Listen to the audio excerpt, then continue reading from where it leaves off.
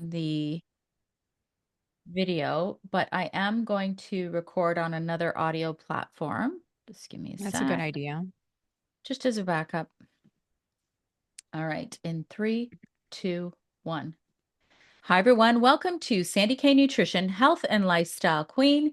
Today with me, I have Dr. Deanna Minich. She is a certified functional medicine practitioner, a nutrition scientist, an international lecturer, a teacher, and author with over 20 years of experience in academia and in the food and dietary supplement industries.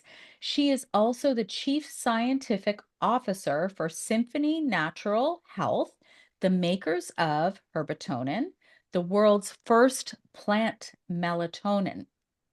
Now, today we're going to talk about a subject that I actually really love because most of you who've been following me for a long time know that I am a big fan of melatonin. And we're going to talk about the lesser known benefits of melatonin, and especially as it relates to longevity. So that's one of my favorite things to talk about is how can we age better? So with that, welcome, Dr. Minich. Thank you so much for coming. Hi, Sandy. Great to be here with you. And this is one of my favorite topics. So I'm excited to go deep with you on it. Yeah, I am too, because I feel like I've already done a show on this, and this was quite a long time ago, a few years ago. But I feel like melatonin, like some say it's amazing, some say it's not. Some scientists have all these warnings about it. Yeah. Some say, oh God, everybody should be taking it. So I think it's important that we talk about it and kind of break it down with all of your experience. But before we do that, I'm going to ask you to tell us how you got into this field because we kind of had a little bit of a chat in Yeah. advance and we have some similar backgrounds, but please do tell us. Sure. Well, the way I got into melatonin specifically was, I would say, during the pandemic. We were hearing a lot about all the different nutrients that would be beneficial for the immune system. And me being a nutrition scientist, I was aware of a number of them. So, vitamin C, zinc, vitamin D. But then I started to see talk about melatonin. And I was wondering, why is this? Like, this was kind of new for me in the course of my education, my career. I hadn't seen much about melatonin like as a nutrient, right? Especially for the immune system.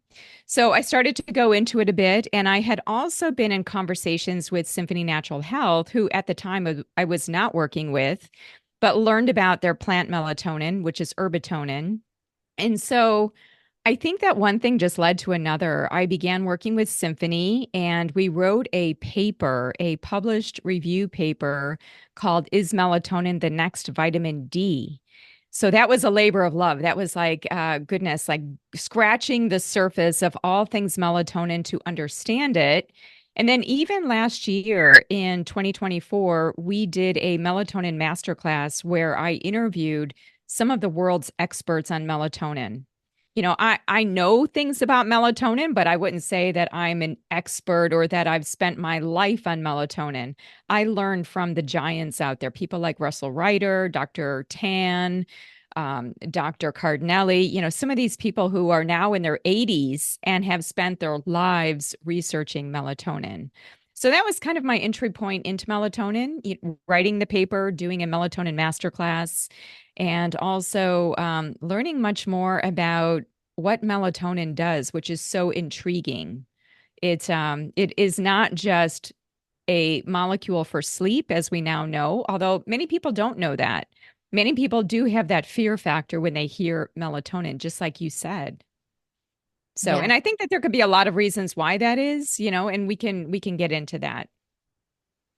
I think there's a lot of misinformation out there. And maybe, I always say knowledge is power. And then you decide if this knowledge resonates with you and your body and your bio individuality. I always say that because I do want to preface this conversation to say nothing we are speaking of here is medical advice. And this conversation Mhm. is just for educational purposes only. You have to go and speak with your own practitioner that you have trust in, that you work with, who knows you on if melatonin is right for you. I think it's just really important to say that because a lot of times people will listen to this podcast and they'll be like, oh, well, Deanna and Sandy said it's for this and I need to take it. And so let's just start with that. But you started your conversation just now saying how it does so much more than just sleep. So let's get into that. But it's also it's also a hormone as well, correct? Yeah. So maybe Yeah. explain a little bit, what is melatonin? Yeah, let's go back into the history of melatonin. And there's a great book out there for the general public. It's called Melatonin. It's by Dr. Russell Ryder. It was actually published in 1995, but that paperback book is so, I would just say it is still relevant today. In fact, it could be updated with some science. I was talking with Dr. Ryder about that, but that book really does bring together all of these many functions. So let me just give you the Cliff Notes version. So when was melatonin discovered? It was discovered in 1958 by a Yale trained dermatologist. His name was Aaron Lerner, and Dr. Lerner was looking into something that could whiten the skin. And so he began looking into the research and came across melatonin, which he found out was produced from the pineal gland. He did some experiments and found that it was not doing anything for skin lightening. But the name melatonin essentially came from his work. Mela, referring to the melanin in skin, and tonin, because tonin represents the chemical class of compounds that melatonin is connected to, like serotonin. And so it has a certain tryptamine structure. So, 1958, we knew about melatonin, and then there was more research on the pineal gland, which we know produces melatonin in response to darkness. And then I think that we started to see an uptick in people looking and exploring supplementation with melatonin for a variety of different reasons. And so, extracting melatonin from the pineal gland of animals, concentrating it, but then we know that is not such a great practice, and eventually it started to become synthesized. Now, a lot of the early work on melatonin, I would say, was directed towards its work in sleep, for sure. It does do something in sleep. It opens the gateway of sleep. And the way that it does that is by getting the circadian rhythm in sync throughout every cell of the body. So we produce melatonin from the pineal gland, which is in the brain.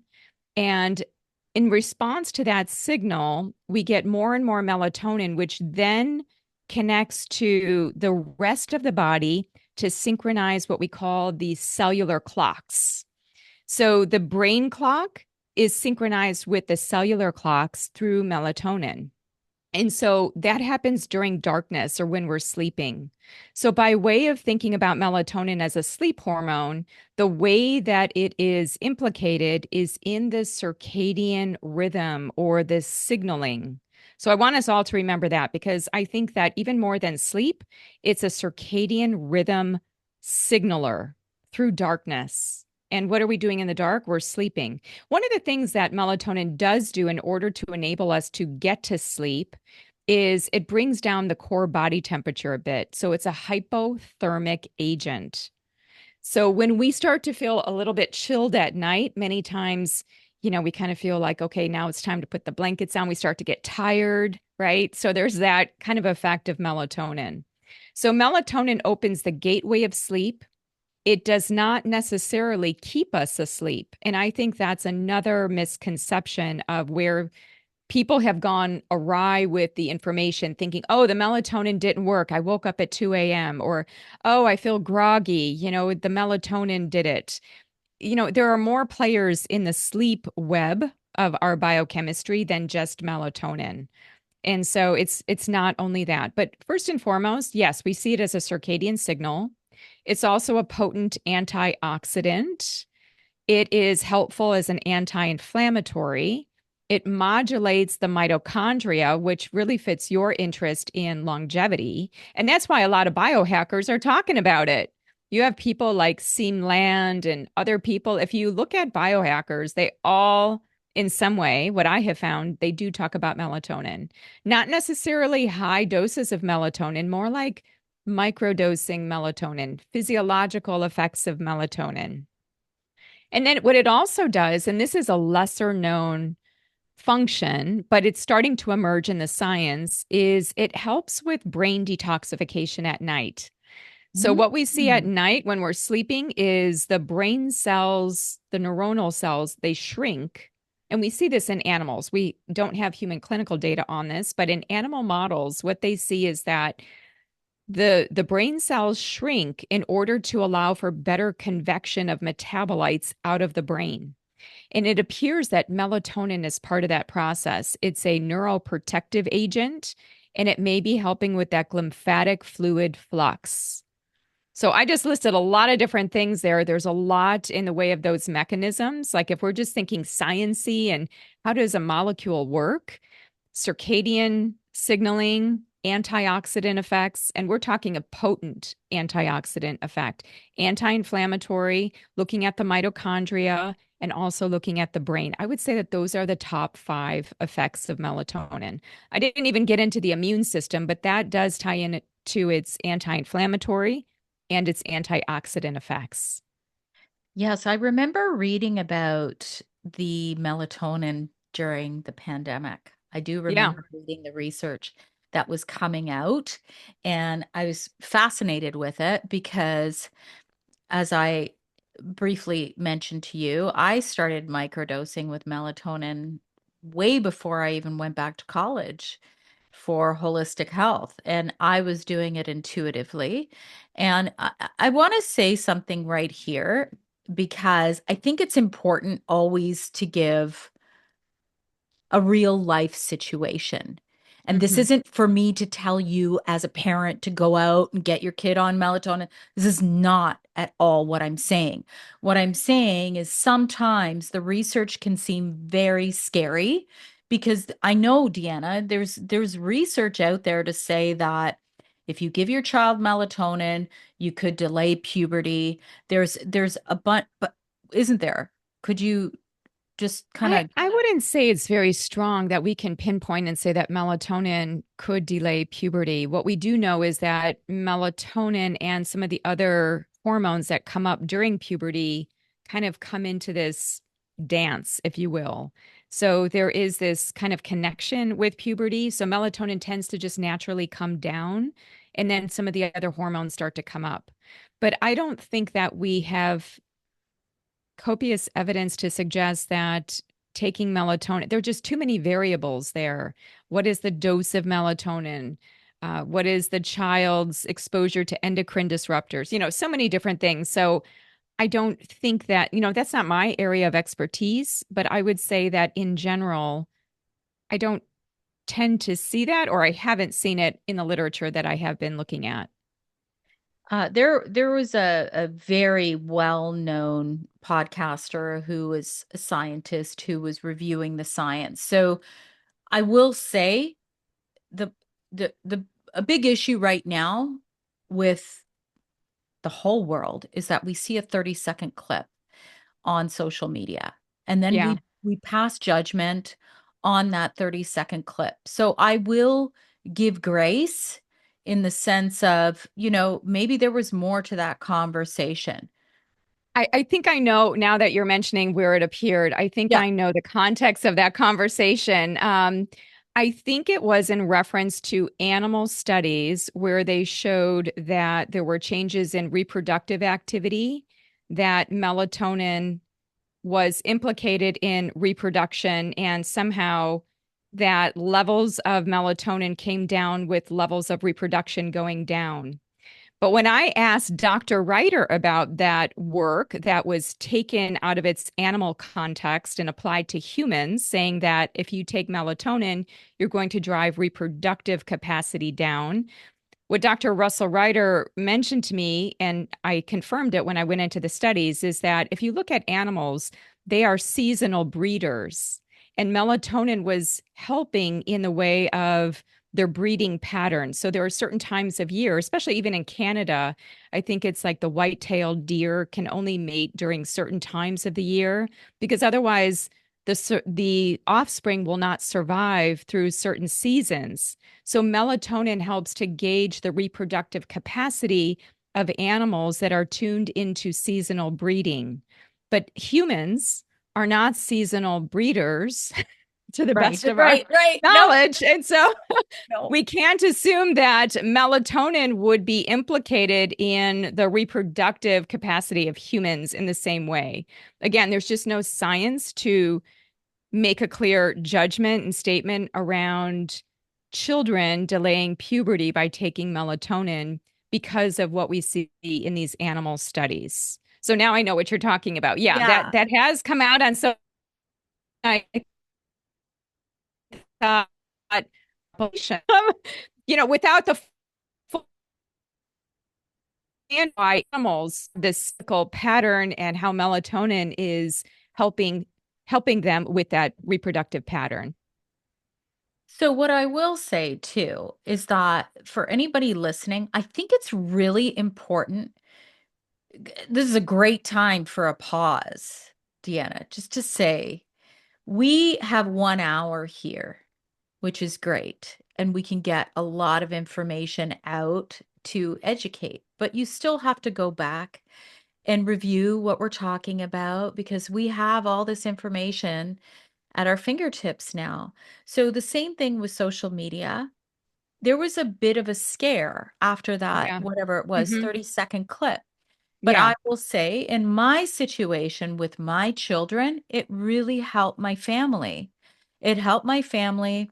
My children are now adults. It didn't do anything that was dangerous. It was like I personally chose a very small microdose just to stop the rumination at night, and it helped me too.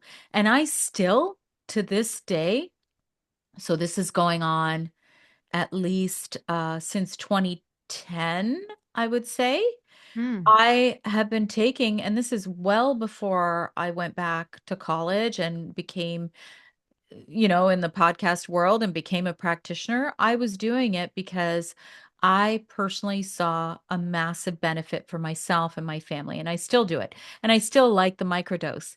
And I do want to get into what you did mention about the sleep aid and the circadian rhythm. So, taking a simple supplement like melatonin and thinking it's going to help you sleep all night, I think it's important that we kind of break that down because, I have a lot of rules, personal rules that I follow. I try and turn off all my social media by 8 o'clock and just turn the ringer off. I will only answer texts if they're from my kids or important ones from my family. Otherwise, I do my best to hold myself to that because I know that the social media can affect my circadian rhythm. I turn Yeah. all the lights down. I don't have any of the LED lights going. So I do a lot. So I'd love for you to get into a little bit about how we can support. Obviously, there's the melatonin component in there, but our circadian rhythms. Yes. We definitely need to start there. And in fact, even in the paper that we publish, there is a graphic in it for people. So if they are intrigued by some of this information, but they feel like I need more, I want to read more, or I want my practitioner to read more, if you could put that publication, that paper in the show notes so that people can access it. We made it open access so that anybody can read it. It's just online. So, one of the first things to think about, if we think of a triangle, at the base of that triangle, the biggest thing we have to do is get our light right. And that also means that we need to get our darkness correct. We need to start with the obvious, our overarching environments.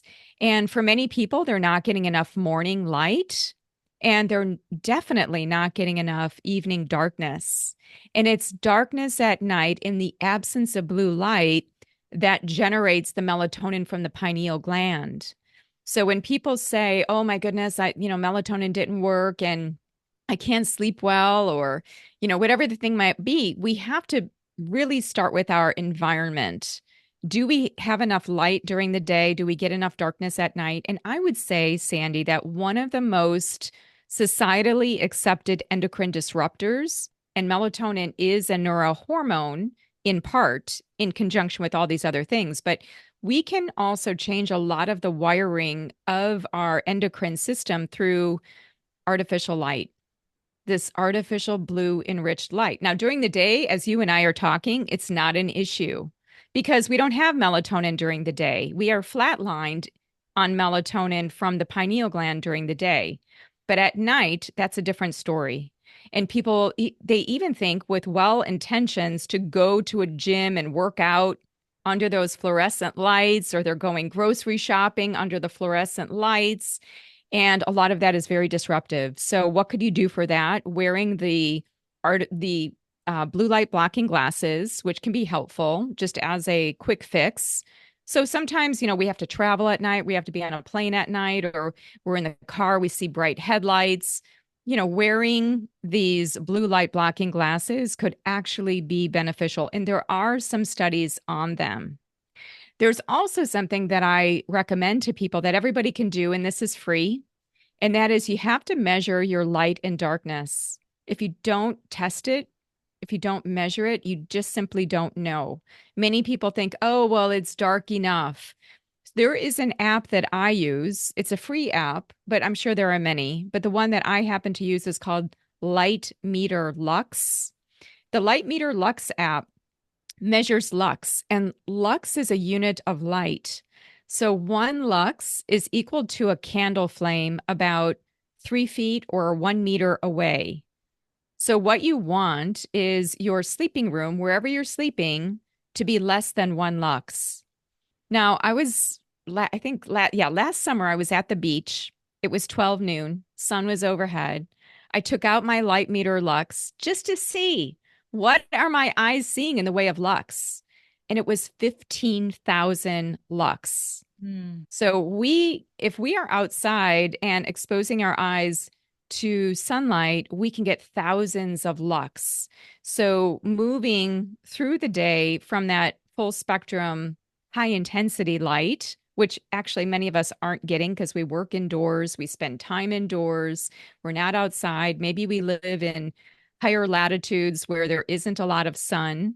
So we are starved for the light as much as we are for the darkness. But measure the light and measure where you're sleeping. And if you can't get it to be dark enough, wearing a sleep mask, that is just one simple strategy. I also think, Sandy, I don't often mention this, but I'm going to mention it to your listeners. I think that this is important because my other teaching, separate from melatonin, is I talk a lot about detoxification and toxicity. We need to have a clean, non-toxic room that we're sleeping in. I mean, there are moldy mattresses, there are allergenic, I would say, bedding materials that people are sleeping on. So they're going to feel not so good in their bed, right? What are they sleeping in? What is the temperature of the room? Do they have an air filter in the room? This is basic sleep hygiene. But I think since you're asking about, how do we kind of set the stage for healthy sleep and get our circadian rhythm on point, we do need to be looking at sleep hygiene just as part of like the base, the foundation of that pyramid. I couldn't agree with you more. And I will say, because I'm in Toronto, and right in December, oh my God, there's like It's dark. no light. So we in our family, we use a happy light, Yeah, and that's you can get, great. yep. And I always tell my daughter who's away at school, I'm like, when you wake up in the morning, blare that light in your face. And I'm like, if you're going out at night, don't do it. Because I'm Right. like, it's gonna mess with your, she thinks it's like a makeup light, right? Yeah. So Yeah, you can use it that way. That's true. And you you only need it can. for a couple of minutes. It really doesn't have to be for very long. You just want to set the signal through the eyes to tell the brain that the sleep wake cycle is now changing. Now we're in the wake cycle. Melatonin goes down, cortisol comes up. So cortisol and melatonin have kind of this seesaw relationship. And that's why I think some people are groggy in the morning. They don't have the bright morning light to turn off the melatonin signal. But when you see that bright light, that again sends a signal through the eyes to let the brain know it's time to wake. So you don't even need a lot. 5 to 10 minutes of that bright, enriched light should be sufficient for most people. And even if it's cloudy outside, even if it's cloudy, just go outside. There has to be some ambient light, though. You can't be in darkness and it's like 6 a.m. in the winter and it's dark. That won't work. But as the sun starts to rise a bit, even if it's cloudy, you are still getting full spectrum light. So just note that going out throughout the day in order to get that intermittent light exposure is really important for the eyes signaling to the brain. So Beautiful. that's great that she's using a happy light. Sometimes you've got to create a workaround. You've got to hack your environment because it's not optimal all through the year. So I it's just good to do. I do worry about, this seasonal affective disorder. I do worry about, like, you could see it's like a lot of people just get much lower. And I don't think there's Yeah. anything wrong with that. In the winter, we tend to nest more. Hmm. There's nothing, but when it affects our mood and our ability to function as, balanced, happy humans, well, then Yeah. that's when we need to look at other things. I do find that interesting. Can you just about the cortisol and the melatonin? Like, what Yeah. is the interplay between the two? Well, so when we are stressed, we actually pull away from making healthy amounts of melatonin. And the reason for that is through tryptophan. Tryptophan is an essential amino acid. 95% of tryptophan goes into energy production, into producing NAD, which is an energy currency marker within the cells. So, most tryptophan goes into energy. And when we are stressed, we're actually needing more energy. So, stress is a very catabolic process. So, we start to take more of that tryptophan down the pathway, the kynurenine pathway, it's called, into making more energy.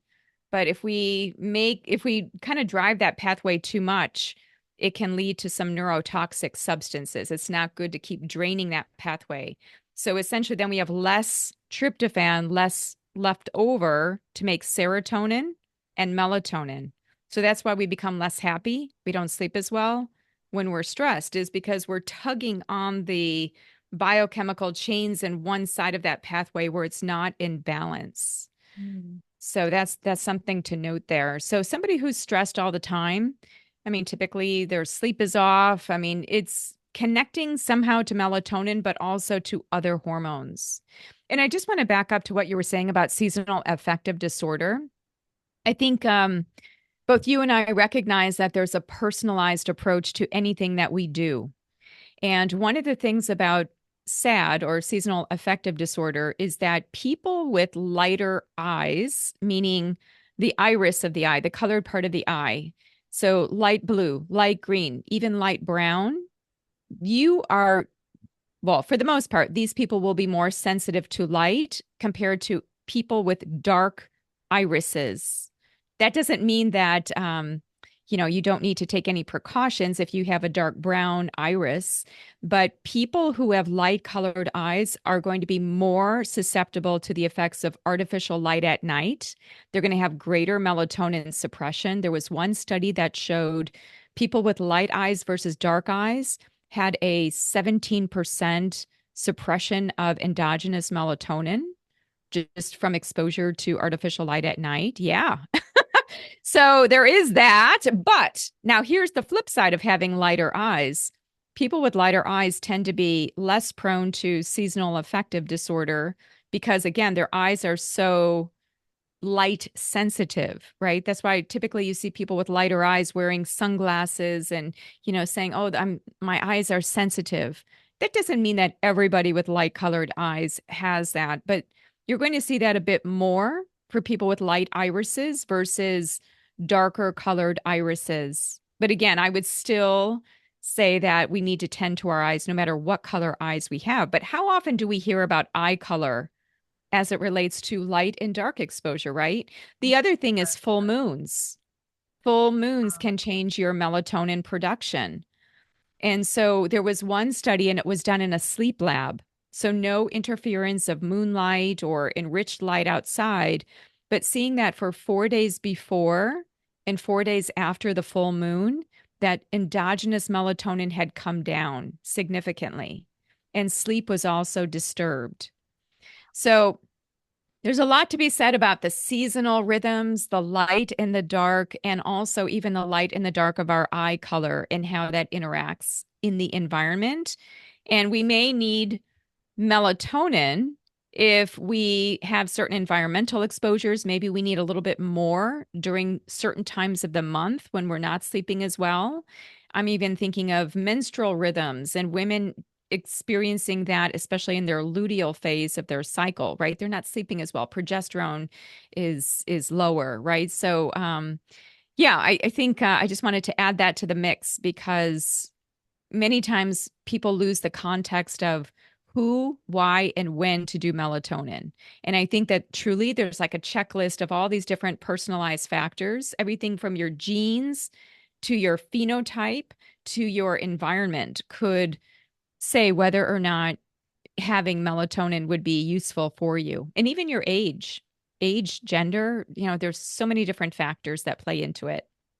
That's amazing. And by the way, I am the only brown-eyed individual. My children have blue eyes. My husband has blue eyes. Ah, And so okay. that I find that really interesting. And and then again, what you said about the moon. I always say this, Deanna, listen, I always say I'm a little bit science, I'm a little bit woo, and I'm kind of one of these people that's very fluid in my way of thinking. And I'm Hmm. always like, I think that we would be amiss to think that what goes on in our environment doesn't have an effect on us as It, humans because if you think about it, like the story of the Suez Canal, and they waited for the full moon for the tides to go, for that ship that got stuck, yeah, like there's just so many yeah, of these situations, and they talk about how many people have more sleep disturbances around the full moon. they I do. come from a family of old country farmers, so my parents were born in Croatia, and my dad will be 88 in April. They still live. My mom, yeah, Wow. my mom will be, she's 9 years younger. She's going to be 79. And they, when they tell me their stories, like it's mind blowing. They lived off their land. There was Mm. no light. They cooked on fire. Like we're talking so old school. Wow. And I visited as a child. I watched my grandmother get the chickens for our dinner, if you know what I mean. And the eggs were fresh. And so what I'm saying is like, I know we live in a modern world, and Mm. I think we should be grateful for what technology has done for this world. But if we can somehow emulate some of the way they used to live, sure, they had their problems too, of course, but like a No. lot of their practices, right? Like they didn't think Hmm. about Hmm. scrolling social media at night, and oh my gosh, that's going to affect my sleep. No, it was dark. They finished farming. They would cook and eat over candlelight and go to bed. Yeah, that's ideal. And that red light of the candlelight is perfect for the eyes at night. And you still see in indigenous peoples that who don't have electricity, they mirror their sleep-wake cycle based on the light-dark patterns. Yeah. Right. So when it's dark, you go to bed. You can't do very much unless you have a fire burning. But even that is not the kind of light that is disruptive for us. We want that kind of light. So that's why for some people, they even change the color of their screens to a more red hue. Right. And so Yep. even smartphones have that function where you can change the screen to a more red color so that you don't have the blue enriched light. But keep in mind, too, we still have the electromagnetic fields. You're not exempt from that technology, just if you change the screen to a reddish hue. But, I think, again, we have to look at where we are. We are not living in the early 1900s anymore. We we're just going to have more and more technology coming our way.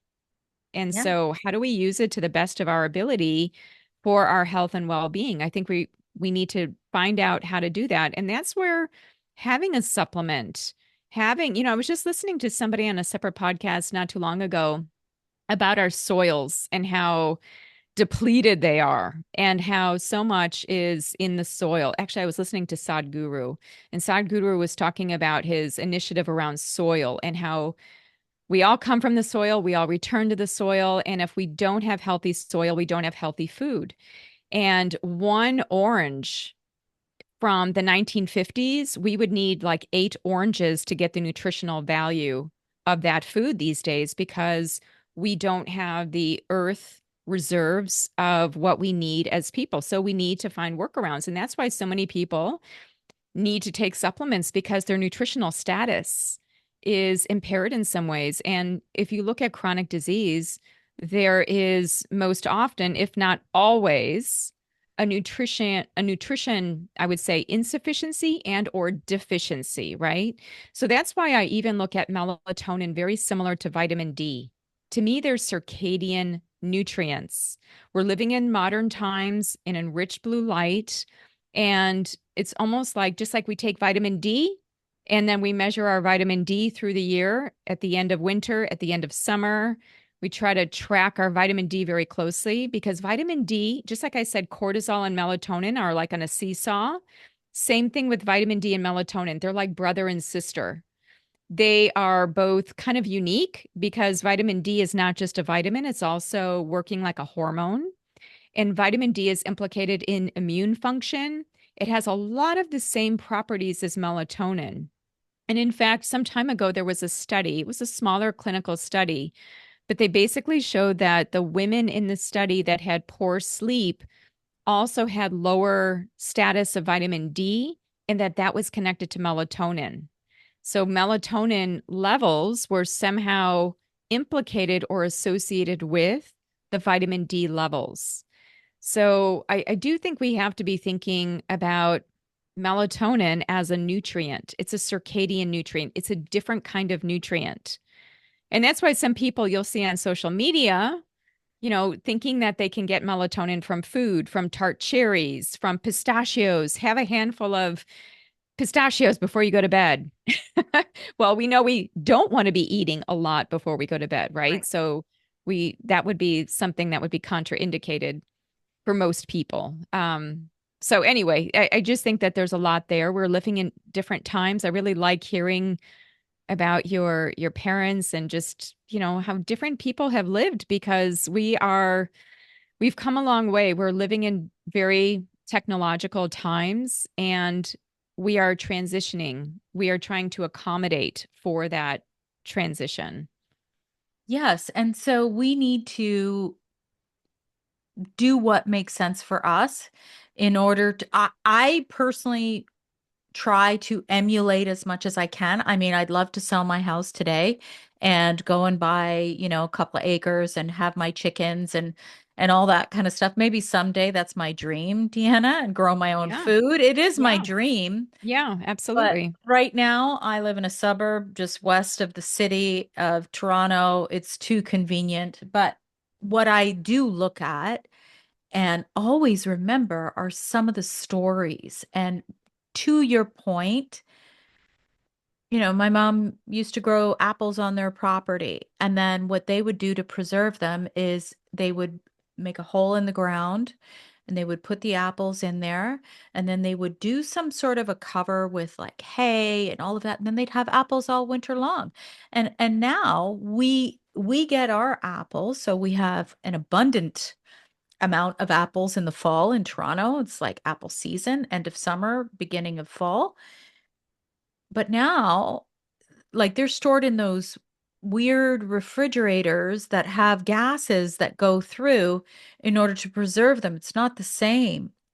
And so I would argue, and I'm going to say you probably know more about this than I do, but the nutrient availability in that apple is going to change from when it was picked to sitting in a freezer or some sort of a gas going through to preserve it. Would you agree? I absolutely agree. And in fact, just to get back to the rhythms of nature. So, if we think of the 24-hour rhythm of nature, the light and dark cycle, but then we also have the seasonal rhythm. And depending on where we live, we get certain things in our environment given to us from the ground, from nature, right? So, I live in a very similar climate to Toronto.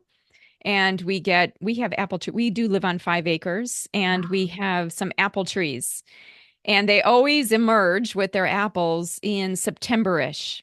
And I've thought about that because if you think of September apples, this association, even when we think of going back to school, there's typically an apple, right? Why is that? Well, if you think of the transition from summer into fall, there is also this more vulnerability we have with our immune system.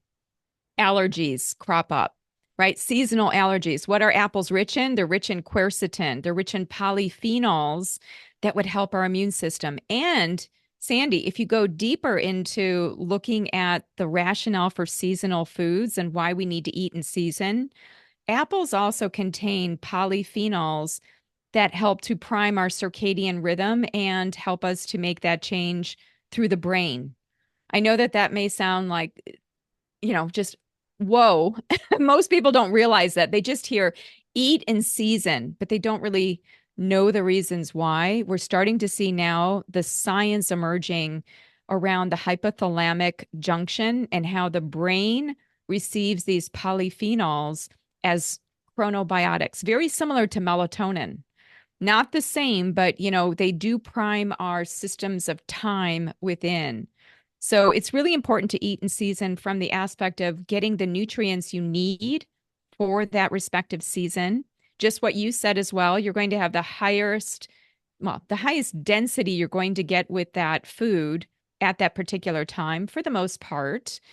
And also, it just will keep you entrained with nature's rhythm when you do that. And food will be less expensive because it's typically going to be more expensive to get foods that are from far away, from different climates.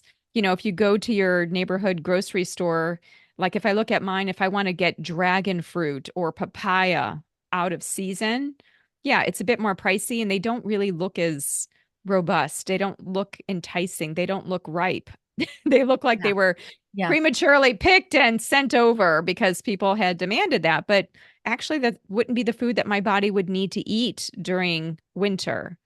So, um, I'm so glad we went there because you know what I used to do? Oh my God. I know we're getting a little off topic, but this is important yeah, because the closer we can eat to season, eating in season, because I remember learning about this in college, it's just the healthier our bodies will be. And yeah, just like what you said, we're going to get the nutrients. Okay, let's set aside the conversation about organic or not organic and GMO, and that's a big topic. But eating in season, and I hmm, will say that I think that when we think about supporting our bodies in that way, we're going to support a healthier melatonin. But I have to ask you this. Do people in general, if we are all kind of healthier, balanced individuals, do we in general sleep more in the winter than we do in the summer? yes, yeah. That's just the natural rhythm.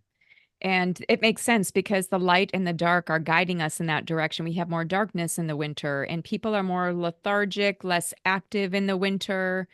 They just aren't as energized like they are in the summer to be outside and being more active. So yes, there is that trend within the seasons. Do we produce more melatonin? Is that one of the reasons why? We can if we don't disrupt it through artificial light at night. But most people aren't doing that, right? Most people aren't honoring the it's called dim light melatonin onset. Even as it starts to get dim, our pineal gland gets the signal to start producing melatonin. So we slowly start to rise in melatonin. Then we produce the most amount of melatonin between 2 and 4 a.m. But if we're not honoring that curve upward because we're not adhering to darkness at night, then we're not getting enough melatonin to sleep properly, even in times of darkness when we have more darkness naturally. Okay, I have to get into a couple of things because I know there's some really interesting research, and I don't want to let you go without asking you this. Melatonin and cancer. What Yes. what does the research say? Because I did review before, and by the way, I will say I don't know if I saw this paper on your website, but you guys have a great website with a lot of information on there. Is that Yeah. for practitioners only or for anybody? We have two websites. One is symphonynaturalhealth.com, and that's for everybody. And then we have symphonynaturalhealthpro.com. That's for professionals. So on that site, you're going to see different things. And Sandy, what I would say too is on the site, you will see the option to actually purchase the melatonin masterclass. So if somebody actually wants to listen to Dr. Paolo Lissoni, who is the Italian oncologist who first started using melatonin supplementation with his cancer patients back in the 1990s. I interviewed him. And so we actually have, and he's in his probably his late 70s, 80s now. So he's not doing a lot of interviews. So to have that time with him was precious. And I did learn a lot. And he has done a lot with cancer. So again, I'm no expert in oncology in that way, but for some people under certain states of health or disease, it may be beneficial to bring in melatonin in order to help with the mitochondria, with cellular health. So with cancer, when we look at Dr. Lissoni's work from the 1990s, he began using high dose melatonin supplementation while certain types of patients were undergoing chemotherapy. So he Mm, wouldn't use high amounts for an extended time, but during the treatment phase. And what he came to was that basically the melatonin helped the chemotherapy to work better and help to protect the normal healthy cells. So it did the best of what you wanted it to do.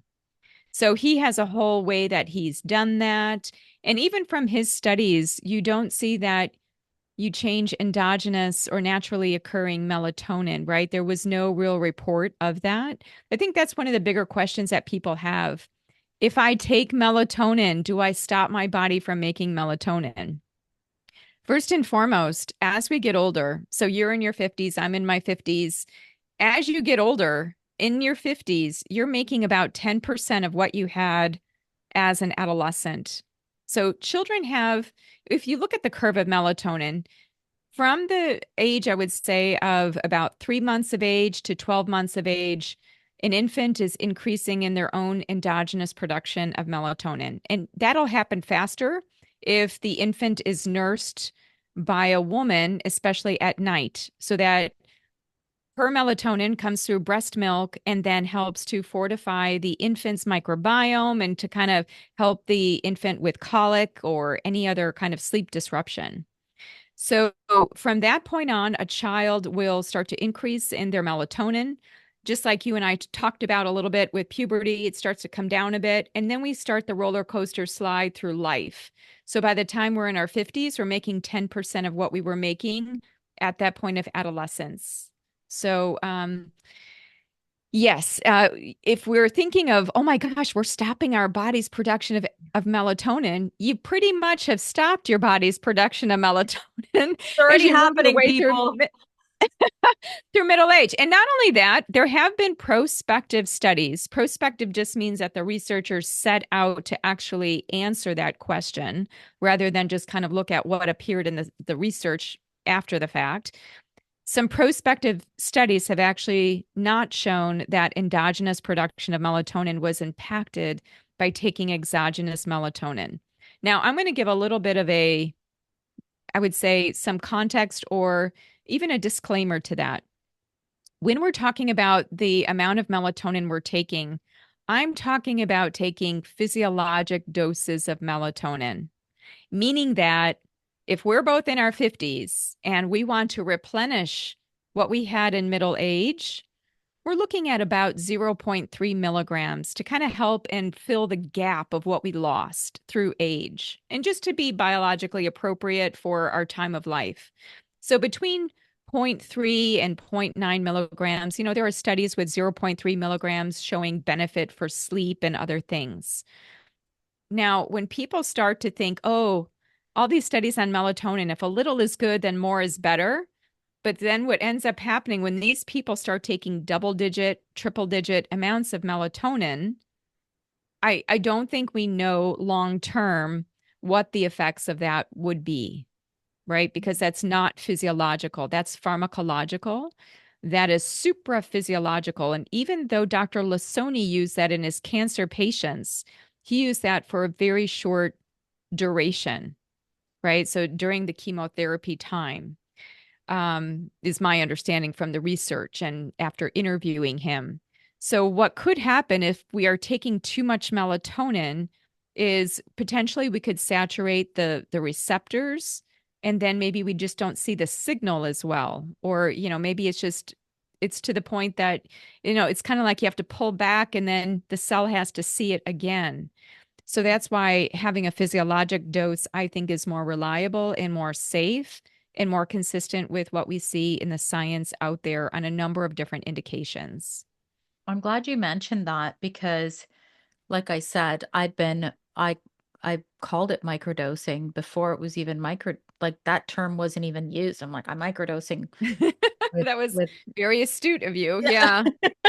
And it was Yeah. not It's intentional, but I'm like, because I back then and this is going back a long time, and I've gone through periods where I don't take melatonin and it doesn't affect my sleep.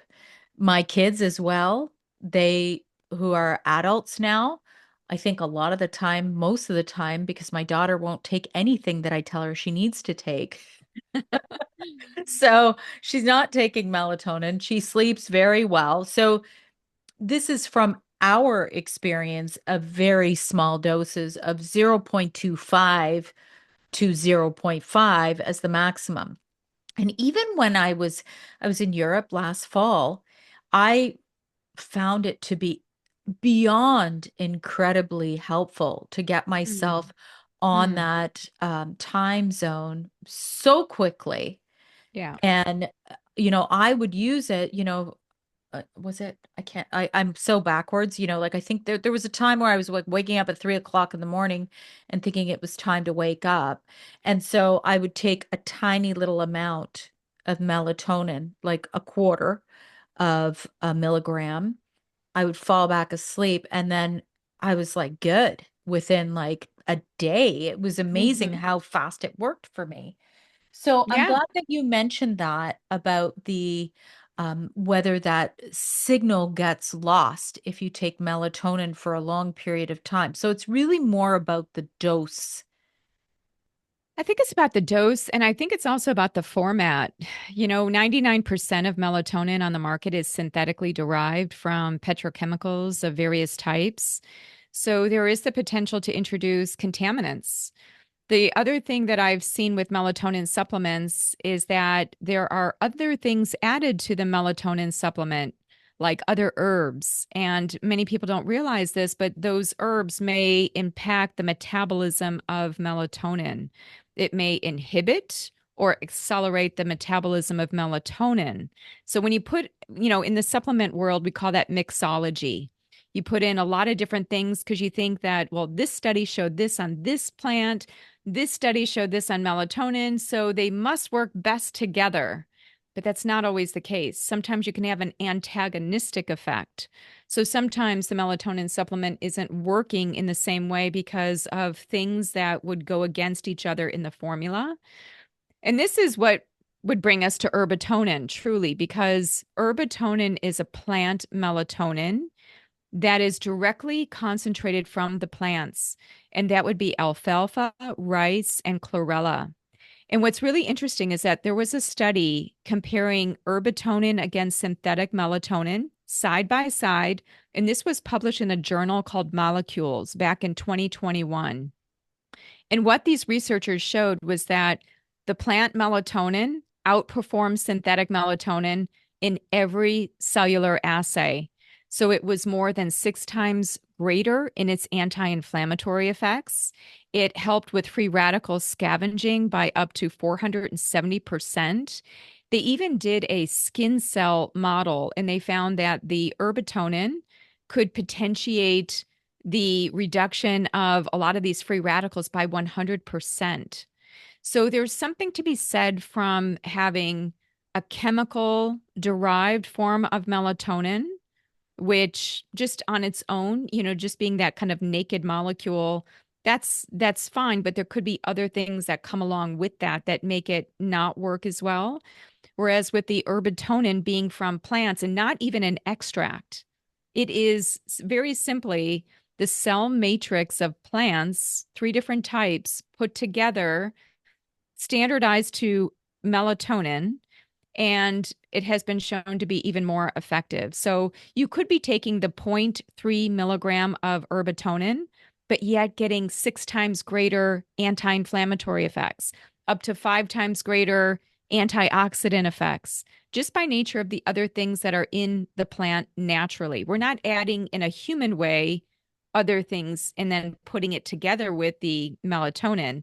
It's just whatever is in the plant, like chlorophyll, lutein, zeaxanthin. If you look at herbatonin up close, you'll see it's green. So it's actually plant material, but it's been standardized to melatonin.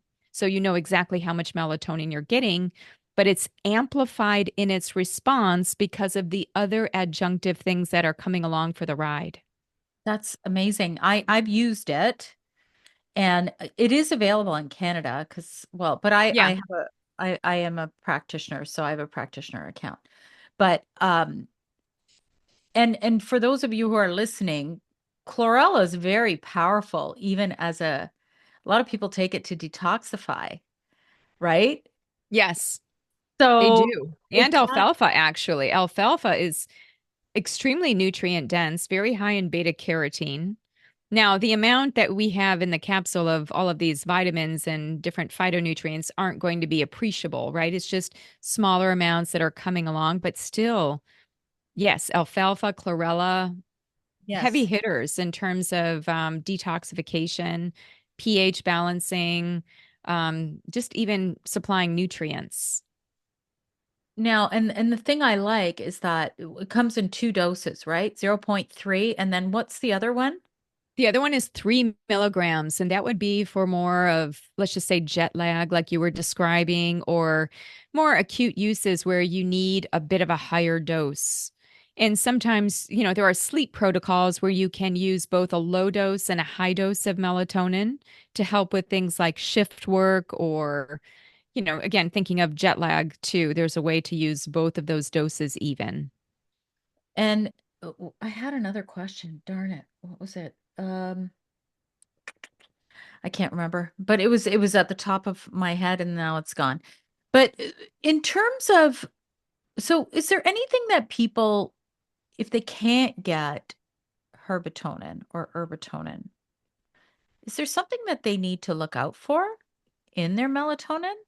Like, I mean, are Hmm. there, because you mentioned that it could be synthesized with other molecule. Like that's kind of scary to think about it. And I know that in some countries, melatonin is not available unless you have a prescription, like in Europe.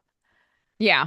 Yeah. No, that's true. And I don't know if that degree of caution is needed for melatonin as I see it, just because of all of the many benefits that people could be getting. Yeah. But maybe, if we look at the processing, I do think that that's important because there are at least two published papers looking at the risk of contaminants in synthetically produced melatonin. So anything from like tryptamine derivatives or different serotonin derivatives and phthalimide derivatives. So you just have to know your source. So whoever you're getting melatonin from, I think it's really important to ask them, did you have third party testing where you actually looked at contaminants that could enter into the process? Did you look at heavy metals? I mean, there is, basically good manufacturing practices that they need to be adherent to. The other Mhm. thing is when I look at gummies, we didn't talk about it Oh, until now, yes. but melatonin gummies, which have become so popular. I think of gummies as a matrix, right? It's kind of a water soluble matrix. There can be a lot of interactions. You could have greater degradation of certain compounds, certain breakdown of certain compounds in that matrix. Do we know, and does your manufacturer know about the shelf life of melatonin in that gummy? And plus, just getting all that sugar right before bedtime, that sticking to the teeth idea right before bed, I just don't know if that's a great idea. I had a client years ago where she had a lot of limitations on her eating and what she could have, and she ended up doing gummies like the whole day through as a way of just getting nutrition and food. And when I tallied up all of the sugar that she was getting, it was enormous. It was like teaspoonfuls of sugar. So I just think that we need to look at the format that we're taking it in, the purity of the compound.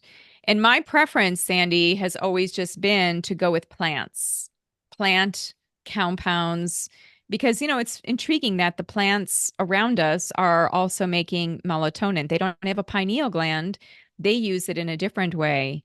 But to me, that feels like a safer source than something that is synthesized or that comes from animal pineal glands, which you don't tend to see a lot of anymore because that's too expensive and it's very inexpensive just to make it from various chemical processing using these different chemicals, right? Different petrochemicals. So just ask your manufacturer all of the questions. Are they CGMP? Did they test the melatonin? What about label claim? I think there was a study in Canada that was published basically showing that label claim varied significantly, being under claim as well as over claim by several hundreds of percent. I think 476% or something on that order. But yeah, In so we have to think about, melatonin specifically? yeah, that was a study where they took products. I thought it was in Canada, and they looked at the actual amount versus what they were claiming on label and found that there was a discrepancy. So Mm. yeah, I think just know your company, know the source, because you could be paying a lot of money for a supplement that is actually not giving you what you need. Or But too yeah, I think much. Or too much. yes, well, in either direction, right? But yeah, that maybe it was just the research was done in Canada, but yeah, I mean, basically they looked at a number of supplements, like something on the order of 30 different supplements, and finding a wide range of the melatonin content. Interesting. Now, I have to ask this question. Are there any contraindications for someone to take melatonin? Like, is there anybody who really needs to be more careful? Well, again, you have to look at the dose and what is the dose of melatonin they're taking. So that's the first contraindication, that, sticking with a physiologic rather than a pharmacologic dose. For the most part, melatonin is safe as long as it's taken within its physiologic dose. Higher doses there could be some issues there, especially from an immune system perspective. So melatonin, because it can stimulate the immune system and have an effect on the immune system in higher amounts, what you could see is some changes in immune activity. And so thinking about people with autoimmune conditions or people on immunosuppressants taking high doses of melatonin. The other thing to be thinking about is because melatonin works in so many ways through the mitochondria as an antioxidant, as an anti-inflammatory, it could actually improve certain things like blood pressure or inflammation or even blood sugar. So, what could happen is you might need less of certain medications. So, if you aren't aware of that and you're taking melatonin and your blood pressure starts to go down, you may have to adjust your blood pressure medication with your doctor so that you don't have low blood pressure. Mm. And there could be some interactions, right? I mean, melatonin, being that it's taken at night, I think it's more or less removed from certain medications, but there would have to be caution with things like SSRIs, or that would be implicated in serotonin because serotonin is connected to melatonin.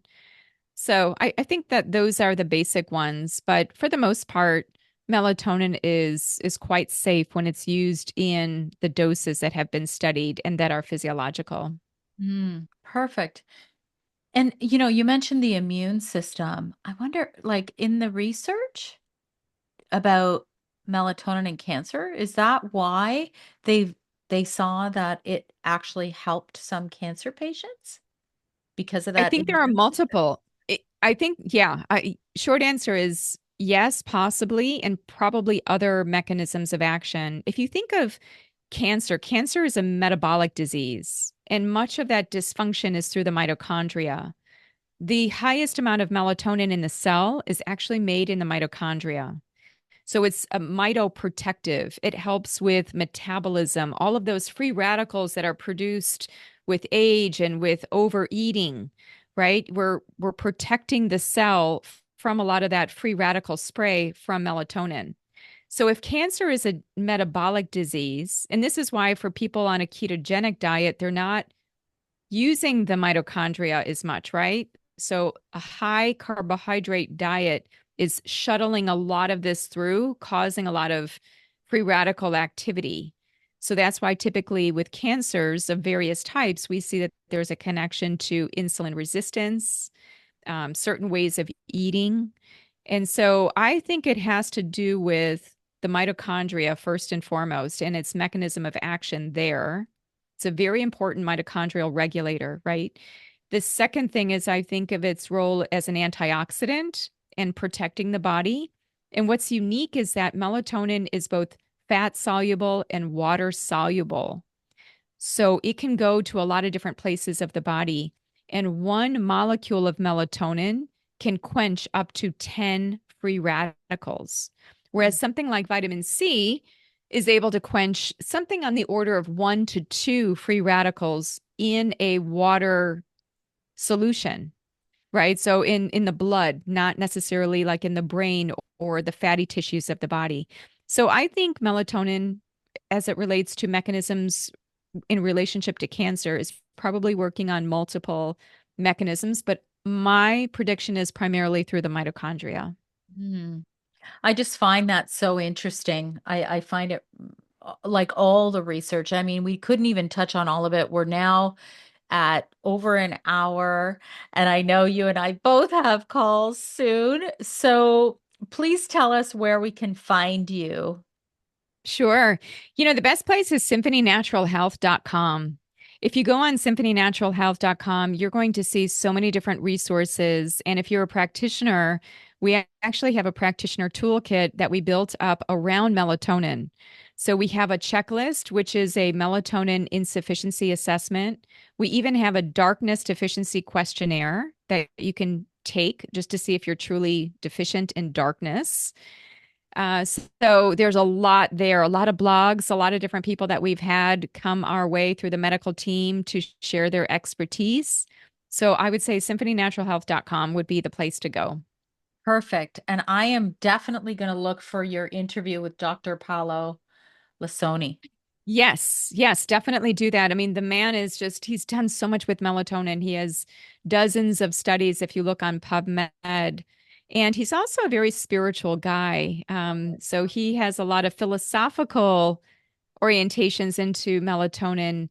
And I would even concur with him that melatonin, in so many ways, is like a molecule of consciousness. It's Hmm. got a lot of different layers underneath as it relates to dream states and brain activity. So maybe you'll have me back. We can talk about that one.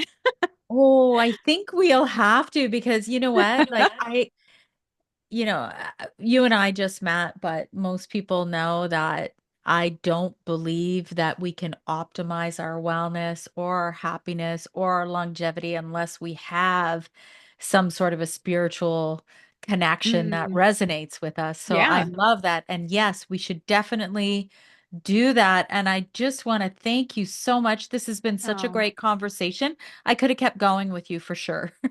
I know. I was sensing that as well. And I'm sorry, it has come to a close. I think that there's so much there on melatonin, and I hope that people ask all the right questions, check in with their providers or practitioners, and continue to read the material. We have a lot of resources for you. So thanks, Sandy. I Thank appreciate it. you. Thank you.